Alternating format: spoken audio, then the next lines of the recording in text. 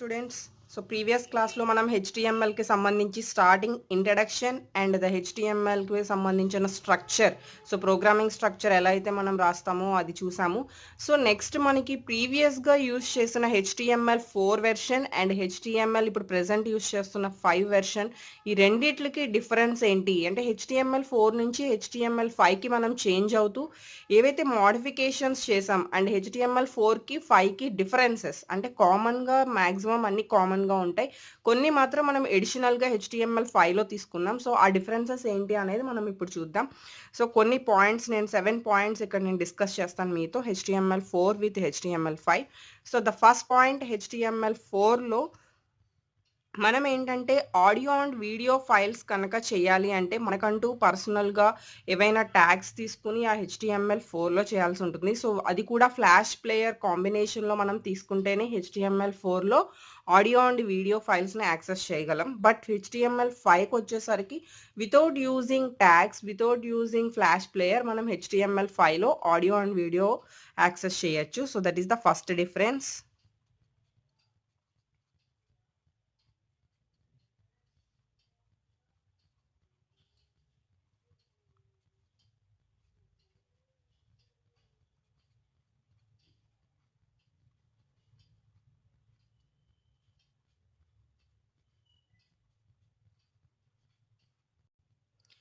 So that is the first point in HTML4. Next HTML5 వచ్చేసరికి it supports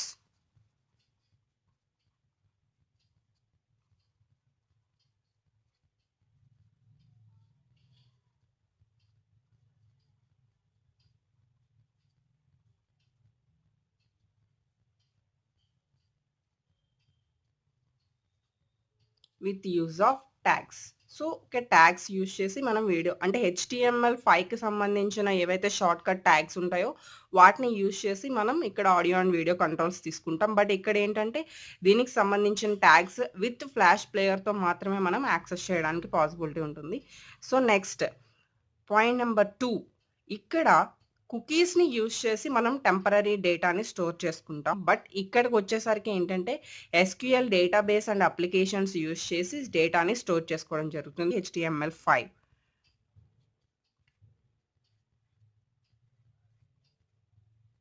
cookies to store temporary data and HTML5కి వచ్చేసరికి SQL database and applications. అంటే డేటాబేస్కి సంబంధించిన SQL applications ఏవైతే ఉన్నాయో వాటిని ఎక్కడైనా కూడా మనం యూజ్ చేసి ఏదైనా సరే ఇక్కడ సపోర్ట్ చేసేటట్టు HTML5 డేటాని మనం టెంపరరీగా స్టోర్ చేసుకోవడానికి యూజ్ చేస్తాం. నెక్స్ట్ జావా స్క్రిప్ట్ని బ్రౌజర్స్లో ఇక్కడ HTML4 మనకి అలో చేయదు. బట్ ఇక్కడ బ్యాక్గ్రౌండ్లో జావా స్క్రిప్ట్ రన్ చేయడానికి HTML5 అనేది మనకి యాక్సెసింగ్ అనేది అలో చేస్తుంది. So that is the third difference.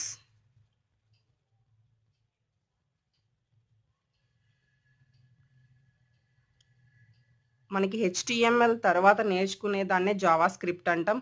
అక్కడే ఎక్కువగా మనకు ఆప్షన్స్ అన్నీ యూజ్ చేసేవన్నీ వెబ్సైట్ డెవలప్మెంట్కి కానీ ఎక్కువగా అక్కడ ఎక్కువ జావా స్క్రిప్ట్కి యూజ్ చేయడం అనేది జరుగుతుంది. So that is the very very important.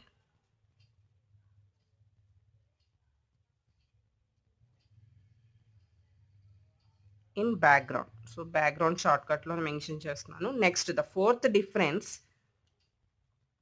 మనకి డ్రాగ్ అండ్ డ్రాప్ ఎఫెక్ట్స్ ఉంటాయి. అంటే సింపుల్గా మనం ఒక ఐకాన్ ఉందనుకోండి, ఐకాన్ తీసుకొని డ్రాగ్ చేసేస్తాం. సో డ్రాగ్ చేసి డ్రాప్ చేసి మనకి ఈ ఐకాన్ వెళ్ళి అక్కడ ప్లేస్ చేసుకోవడం జరుగుతుంది. సో అలాంటి డ్రాగ్ అండ్ డ్రాప్ అనేవి మనకి HTML4లో లేవు. బట్ HTML5లో మనం కొన్ని థింగ్స్ని డ్రాగ్ అండ్ డ్రాప్ ఎఫెక్ట్స్ ద్వారా పెర్ఫామ్ చేసుకోవచ్చు. So that is the fourth difference.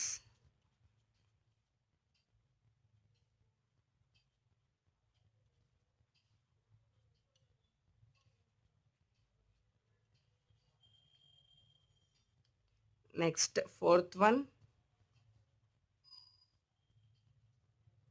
it allows drag and drop effects.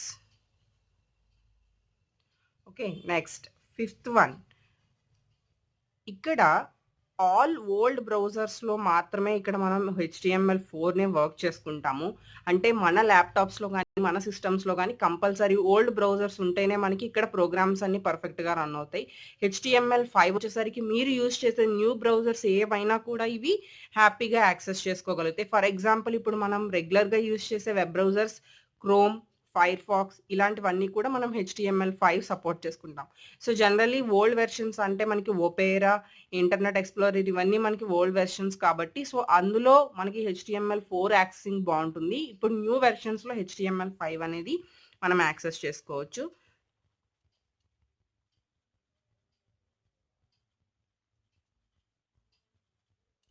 All old browsers. Next ఇందులో మనకొచ్చేసరికి విత్ న్యూ బ్రౌజర్స్.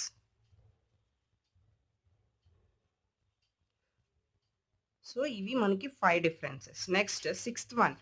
ఇక్కడ షేప్స్ డ్రా చేసుకోవాలి అంటే మనకి ఒక కోడింగ్ అంటూ రాసుకుంటూ మనం నాట్ పాసిబుల్ ఇక్కడ HTML4లో. బట్ HTML5కొచ్చేసరికి ఈజీగా మనం షేప్స్‌ని డ్రా చేసుకోవచ్చు. సో, సమ్‌టైమ్స్ మనం వెబ్ పేజెస్‌ని డెవలప్ చేసేటప్పుడు షేప్స్ కూడా ఏదైతే సర్కిల్, రెక్టాంగిల్ ఇవి షేప్స్ ఉన్నాయో అవి కూడా మనం ఎక్కువ డ్రా చేయాల్సొచ్చినప్పుడు ఇందులో ఈజీగా అవి మనం డ్రా చేసుకోవడానికి ఛాన్స్ ఉంటుంది. So, it allows draw shapes. Next మనకి ఫ్రెండ్లీ వెర్షన్ ఏది అంటే HTML5. సో, అది కూడా mobile friendly version HTML5. But HTML4 వచ్చేసరికి less mobile friendly. Comparatively HTML5 మనకి లెస్ ఫ్రెండ్లీ అని చెప్పొచ్చు. So, that is the last point. ఇంకా మనకి డిఫరెన్సెస్ తీసుకోవాలి అంటే ఉంటాయి. నేను ఒక మెయిన్‌లీ తీసుకున్న ఒక 7 పాయింట్స్ నేనిక్కడ డిస్కస్ చేస్తున్నాను.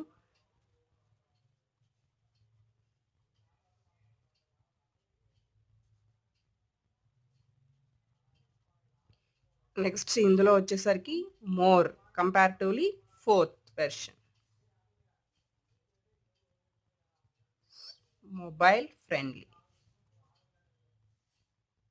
ఓకే. సో, ఇవి మనకి HTML4కి, HTML5కి సంబంధించిన డిఫరెన్సెస్. ఓకే. నెక్స్ట్ క్లాస్‌లో మనం విత్ ప్రాక్టికల్ వేలో how to work with HTML and ప్రోగ్రామ్స్‌లో మనకి అవుట్‌పుట్ ఎలా వస్తుంది, ఎలా యాక్సెస్ చేయాలి అనేది మనం నెక్స్ట్ క్లాస్‌లో చూద్దాం.